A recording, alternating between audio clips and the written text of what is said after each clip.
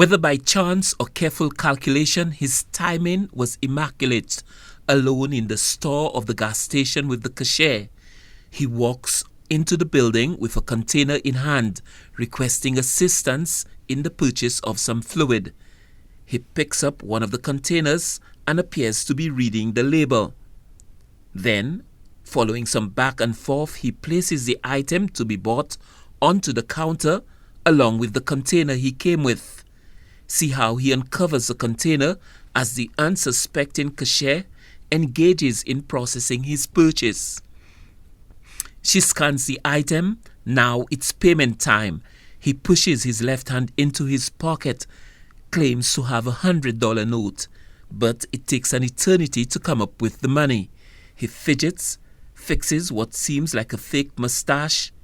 Then he fixes the failing mustache once again and engages the cashier in a conversation. She's awaiting payment. What she will be given is not cash, but something more liquid. The clock is running down. He has to act. He takes up the container with the caustic cocktail of fuel and douses the cashier with it. She is taken aback but runs to stop him from getting behind the counter. He is faster than she is. For the avoidance of any doubt about his seriousness, he pours more of the fuel onto her, threatening to set her alight if she fails to cooperate. The cashier does not want to play with fire. She opens the till for him, and just for good measure, he soaks her once again with the flammable fluid.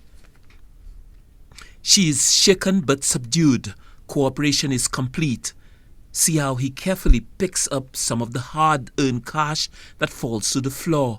Then he makes his exit.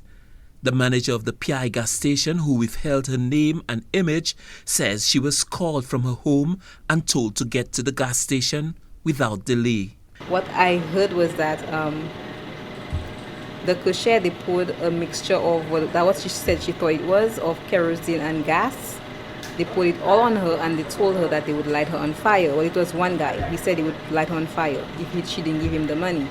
So he started pouring it all. He put it firstly on her face, then he started putting it all on her body. Then he came around behind the cash and he took the money that was there. And then he ran outside. And one of the passerbys, they ran after him. This is the second time that this gas station is being robbed. The assailant did not carry the conventional weapons of a gun or a knife. His weapon, a flammable fluid, and the threat of setting his victim alight, probably earning him a place in the robbers' record books. Stanley Lucien for the HTS News Force.